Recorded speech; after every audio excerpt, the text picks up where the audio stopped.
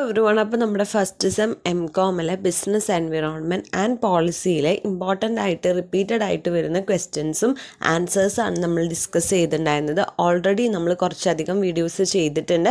അത് കാണാത്തവരുണ്ടെങ്കിൽ playlist add ചെയ്യാം കേട്ടോ. അതിൽ ജസ്റ്റ് ഒന്ന് പോയിട്ട് നോക്കി നോക്കുക. ഇനി നമ്മൾ നെക്സ്റ്റ് പറയാനായിട്ട് പോകുന്നത് 5 മാർക്കിൻ്റെ ബാക്കി ക്വസ്റ്റ്യൻസ് ആണ്. അപ്പോൾ അടുത്ത ഇമ്പോർട്ടൻ്റ് ആയിട്ടുള്ള ക്വസ്റ്റ്യൻ ആണ് explain the meaning and salient features of information technology act 2000. Information technology ആക്ടിൻ്റെ മീനിങ്ങും അതുപോലെ തന്നെ അതിൻ്റെ സാലിയൻ്റ് ആയിട്ടുള്ള ഫീച്ചേഴ്സാണ് ചോദിച്ചിട്ടുള്ളത്. അപ്പോൾ ആദ്യം തന്നെ എന്താണ് ഇൻഫോർമേഷൻ ടെക്നോളജി ആക്ട് 2000 എന്ന് പറഞ്ഞാൽ നമുക്ക് ITA എന്ന് കൂടി തന്നെ പറയാം. അപ്പോൾ ITA നോട്ടിഫൈ ചെയ്തത് October 17, 2000 ഈ ഒരു ലോ എന്ന് പറയുന്നത് എന്തായിട്ടാണ് ഡീൽ ചെയ്യുന്നത്? നമ്മുടെ ഇന്ത്യയിൽ നടക്കുന്ന സൈബർ ക്രൈമിനെയും അതുപോലെ തന്നെ ഇലക്ട്രോണിക് കൊമേഴ്സിനെയൊക്കെ ഡീൽ ചെയ്യുന്ന ഒരു ലോയാണ് ഇൻഫോർമേഷൻ ടെക്നോളജി ആക്ട് എന്ന് പറയുന്നത്. അതുപോലെ തന്നെ എന്തെങ്കിലും ട്രാൻസാക്ഷൻ നടക്കുകയാണ്, ഇലക്ട്രോണിക് മീൻസ് ഓഫ് കമ്മ്യൂണിക്കേഷൻ അല്ലെങ്കിൽ ഇലക്ട്രോണിക് എക്സ്ചേഞ്ച് ഓഫ് ഡാറ്റയോ അല്ലെങ്കിൽ ഇലക്ട്രോണിക് കൊമേഴ്സ് ട്രാൻസാക്ഷൻസ് ഒക്കെ നടക്കുന്നുണ്ടെങ്കിൽ അതിനെല്ലാം ലീഗൽ റെക്കഗ്നൈസേഷനും എന്ത് പ്രൊവൈഡ് ചെയ്യുന്നുണ്ട്? ഈ ഒരു ആക്ട് അല്ലെങ്കിൽ ലോ പ്രൊവൈഡ് ചെയ്യുന്നുണ്ട് എന്നാണ് പറയുന്നത്. അതുപോലെ തന്നെ ആദ്യമൊക്കെ നമുക്കറിയായിരുന്നു നമ്മുടെ ഗവൺമെൻറ് ഏജൻസിയിലെ ഡോക്യുമെൻറ്റ്സൊക്കെ പേപ്പർ ബേസ്ഡ് ആയിട്ടുള്ള കമ്മ്യൂണിക്കേഷൻ ആയിരുന്നു അല്ലേ. പക്ഷെ അതിന് ഒരു ഓൾട്ടർനേറ്റീവ് എന്നോണം ഇപ്പോൾ ഇലക്ട്രോണിക് ഫില്ലിംഗ് ആണ്. ഡോക്യുമെൻറ്റ്സിലൊക്കെ ഇലക്ട്രോണിക് ആയിട്ടാണ് നമ്മൾ ഫില്ലിംഗ് ചെയ്യുന്നത്. അപ്പോൾ അത് ഒരു ഓൾട്ടർനേറ്റീവ് ആയിട്ട് കൊണ്ടുവന്നു. പേപ്പർ ബേസ്ഡ് കമ്മ്യൂണിക്കേഷന് പകരം ഒരു ഇലക്ട്രോണിക് ഫയലിംഗ് ഓഫ് ഡോക്യുമെൻറ്റ്സ് ആയിട്ട് കൊണ്ടുവന്നു എന്നാണ് പറയുന്നത്. ഈ ഒരു ആക്ട് അല്ലെങ്കിൽ ലോ ഒരു ഓൾട്ടർനേറ്റീവ് കൊണ്ടുവന്നു എന്നാണ് പറയുന്നത്. അപ്പോൾ അതാണ് ഇൻഫോർമേഷൻ ടെക്നോളജി ആക്ട് എന്ന് പറഞ്ഞാൽ. ഇനി അതിൻ്റെ ഫീച്ചേഴ്സാണ് ചോദിച്ചിട്ടുണ്ടായിരുന്നത്. എന്തൊക്കെ ഫീച്ചേഴ്സാണ് ഉള്ളത്? എല്ലാ ഇലക്ട്രോണിക് കോൺട്രാക്റ്റും, അതായത് സെക്യൂർ ആയിട്ടുള്ള ഇലക്ട്രോണിക് ചാനൽസിൽ കൂടെ നടന്നിട്ടുള്ള എല്ലാ ഇലക്ട്രോണിക് കോൺട്രാക്റ്റുകളും എന്തായിരിക്കും? ലീഗലി വാലിഡ് ആയിരിക്കും. അതുപോലെ തന്നെ ഡിജിറ്റൽ സിഗ്നേച്ചേഴ്സിന് എന്തുണ്ട്? ലീഗൽ റെക്കഗ്നൈസേഷൻ കിട്ടും. അതുപോലെ തന്നെ ഇലക്ട്രോണിക് റെക്കോർഡ്സിനും ഇലക്ട്രോണിക് സിഗ്നേച്ചേഴ്സിനും ഇൻ പ്ലേസിൽ എന്ത് കൊടുക്കുന്നുണ്ട്? സെക്യൂരിറ്റി മെഷേഴ്സ് കൊടുക്കുന്നുണ്ട്. അതുപോലെ തന്നെ എഡ്യൂക്കേറ്റിംഗ് ഓഫീസേഴ്സ്, അതായത് ഈ ഒരു ആക്റ്റിൽ നമ്മുടെ എൻക്വയറീസ് ഒക്കെ ഹോൾഡ് ചെയ്യാനും അത് ഫൈനലൈസ് ചെയ്യാനും വേണ്ടിയിട്ട് ഒരു എഡ്യൂക്കേറ്റിംഗ് ഓഫീസേഴ്സിനെ എന്ത് ചെയ്തിട്ടുണ്ട്? അപ്പോയിൻമെൻറ്റ് ചെയ്തിട്ടുണ്ട്. അതുപോലെ തന്നെ സൈബർ റെഗുലേറ്ററി അപ്പലന്റ് ട്രിബ്യൂണൽ ഉണ്ട്. അതെന്തിനു വേണ്ടിയിട്ടാണ്? ഈ ആക്ടിൻ്റെ അണ്ടറിലാണ്. അതായത് എന്തെങ്കിലുമൊക്കെ അപ്പീൽസ് ആർക്കെതിരെ വരികയാണെങ്കിൽ എഡ്യൂക്കേറ്റിംഗ് ഓഫീസർ നമ്മൾ നേരത്തെ എൻക്വയറീസ് നോക്കാനായിട്ട് നിർത്തിയിട്ടുണ്ട് അല്ലെങ്കിൽ അപ്പോയിൻറ്റ് ചെയ്തിട്ടുണ്ടെന്ന് പറഞ്ഞല്ലോ. അപ്പോൾ ആ എഡ്യൂക്കേറ്റിംഗ് ഓഫീസർ അല്ലെങ്കിൽ കൺട്രോളർക്കെതിരെ എന്തെങ്കിലും അപ്പീൽ വരികയാണെന്നുണ്ടെങ്കിൽ അത് നോക്കാൻ, അത് ഹാൻഡിൽ ചെയ്യാനായിട്ടുള്ള ട്രിബ്യൂണലാണ് സൈബർ റെഗുലേറ്ററി അപ്പലന്റ്. ഇനി സൈബർ അപ്പലന്റ് ട്രിബ്യൂണലിനെതിരെയും അപ്പീൽ വരികയാണെന്നുണ്ടെങ്കിൽ അത് എവിടെ മാത്രമേ പറ്റുള്ളൂ?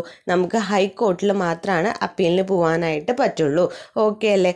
അതുപോലെ തന്നെ ആർക്ക്? സർട്ടിഫയിങ് അതോറിറ്റീസ്, കൺട്രോളർ ഓഫ് സർട്ടിഫയിങ് അതോറിറ്റീസിനെ അപ്പോയിൻറ്റ് ചെയ്യും. അതെന്തിനു വേണ്ടിയിട്ടാണ്? സർട്ടിഫയിങ് അതോറിറ്റീസിൻ്റെ വർക്കിനെ ലൈസൻസ് ചെയ്യാനും റെഗുലേറ്റ് ചെയ്യാനും വേണ്ടിയിട്ടാണ് കേട്ടോ. അതുപോലെ തന്നെ കൺട്രോളർ ആയിരിക്കും ആക്റ്റിൽ റെപ്പോസിറ്ററി ആയിട്ട്, എല്ലാ ഡിജിറ്റൽ സിഗ്നേച്ചേഴ്സിൻ്റെയും റെപ്പോസിറ്ററി ആയിട്ട് ആക്ട് ചെയ്യുന്നത് കൺട്രോളർ ആയിരിക്കും. അതുപോലെ തന്നെ ഈ ആക്ട് അപ്ലൈ ചെയ്യുന്നത്, അതായത് ഔട്ട്സൈഡ് ഇന്ത്യ കമ്മിറ്റ് ചെയ്തിട്ടുള്ളതാണെങ്കിലും, ക്രൈംസ് ഔട്ട്സൈഡ് ഇന്ത്യ കമ്മിറ്റ് ചെയ്തതാണെങ്കിലും ആ ഒഫൻസസും കോൺട്രവെൻഷൻസും ഒക്കെ നമുക്ക് അപ്ലിക്കബിൾ ആണ്, ഈ ഒരു ആക്റ്റിൽ അപ്ലിക്കബിൾ ആണെന്നാണ് പറയുന്നത്. അതുപോലെ തന്നെ സീനിയർ പോലീസ് ഓഫീസേഴ്സിനോ അതർ പോലീസ് ഓഫീസേഴ്സിനോ ഏതൊരു പബ്ലിക് പ്ലേസിൽ വേണമെങ്കിലും എൻ്റർ ചെയ്യാനും സെർച്ച് ചെയ്യാനും വിത്തൗട്ട് വാറൻറ്റ് അറസ്റ്റ് ചെയ്യാനായിട്ടുള്ള പവർ ഈ ഒരു ആക്ട് കൊടുക്കുന്നുണ്ട്.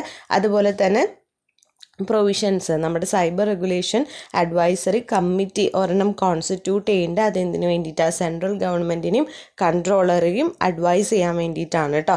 അപ്പോൾ ഇതിൽ എഡ്യൂക്കേറ്റിംഗ് ഓഫീസർ ഉണ്ട്, അതുപോലെ തന്നെ ട്രൈബ്യൂണൽ ഉണ്ട്. അതുപോലെ തന്നെ എന്തുണ്ട്? ട്രൈബ്യൂണലിനെതിരെ ആർക്ക് മാത്രമാണ്?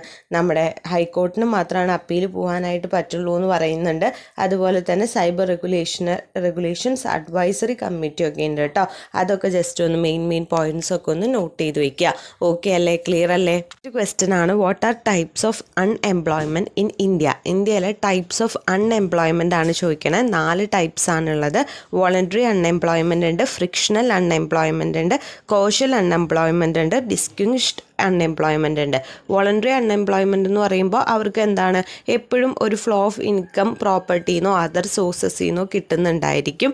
അതുകൊണ്ട് തന്നെ അവർ അൺവില്ലിങ് ആയിരിക്കും പ്രിവെയിലിംഗ് ആയിട്ടുള്ളൊരു വേജ് റേറ്റിൽ വർക്ക് ചെയ്യാൻ വേണ്ടിയിട്ട്. അപ്പോൾ അതാണ് വോളണ്ടറി അൺഎംപ്ലോയ്മെൻറ്റ്. അതുപോലെ തന്നെ ഫ്രിക്ഷണൽ അൺഎംപ്ലോയ്മെൻ്റ് ഉണ്ട്, കോഷ്യൽ അൺഎംപ്ലോയ്മെൻ്റ് ഉണ്ട്, ഡിസ്ക്യൂഷ്ഡ് അൺഎംപ്ലോയ്മെൻ്റ് ഉണ്ട് കേട്ടോ. ഇതാണ് 4 ടൈപ്പ് ഓഫ് അൺഎംപ്ലോയ്മെൻറ്റ് വരുന്നത്. അതുപോലെ തന്നെ വേറൊരു ക്വസ്റ്റ്യൻ ആണ്, what are causes and consequences of unemployment in India? എന്തുകൊണ്ടൊക്കെയാണ് അൺഎംപ്ലോയ്മെൻറ്റ് ഇൻ ഇന്ത്യ വരുന്നത്? എന്തൊക്കെയാണ് നമുക്ക് അറിയുന്നത് തന്നെയാണ്. റാപ്പിഡ് ആയിട്ടുള്ള പോപ്പുലേഷൻ ഗ്രോത്ത് അല്ലേ, പെട്ടെന്നുണ്ടാകുന്ന പോപ്പുലേഷനിലുണ്ടാകുന്ന ഗ്രോത്ത്. അതുപോലെ തന്നെ ലിമിറ്റഡ് ആയിട്ടുള്ള ലാൻഡേ നമ്മുടെ കയ്യിലുള്ളൂ. സീസണൽ അഗ്രികൾച്ചറൽ ഉള്ള സമയത്ത് അപ്പോൾ ആ സീസണിൽ വർക്ക് ചെയ്യുന്നവർക്ക് മാത്രമേ എന്തുണ്ടാവുള്ളൂ, എംപ്ലോയ്മെൻറ്റ് ഉണ്ടാവുള്ളൂ. ബാക്കി ടൈമിൽ അവർക്ക് വർക്ക് ഉണ്ടാവില്ല. പിന്നെ fragmentation of land, backward method of agriculture, പിന്നെ ഡിക്ലൈൻ ഓഫ് കോട്ടേജ് ഇൻഡസ്ട്രീസ് ഒക്കെ ഡിക്ലൈൻ ആയി പോകുന്നത്. അതുപോലെ തന്നെ എഡ്യൂക്കേഷൻ്റെ ഡിഫക്റ്റീവ് കൊണ്ട്, lack of transportation and communication കൊണ്ട്, ഇൻആഡിക്വേറ്റ് എംപ്ലോയ്മെൻറ്റ് പ്ലാനിങ് കൊണ്ട്. ഇതൊക്കെയാണ് കോൺസിക്വൻസസ്. ഈ പോയിൻറ്റ്സ് ക്ലിയർ ആയിട്ട് പഠിച്ചു വയ്ക്കുക. ഇതിൻ്റെ ഉള്ളിൽ നമുക്ക് അറിയുന്ന പോലെ എഴുതാം കേട്ടോ. നമുക്ക് അറിയുന്ന പോയിൻറ്റ്സ് തന്നെയാണ് ഈ causes and consequences of unemployment ഒക്കെ. ഓക്കെ ആയി, ക്ലിയർ ആയി എന്ന് വിചാരിക്കുന്നു.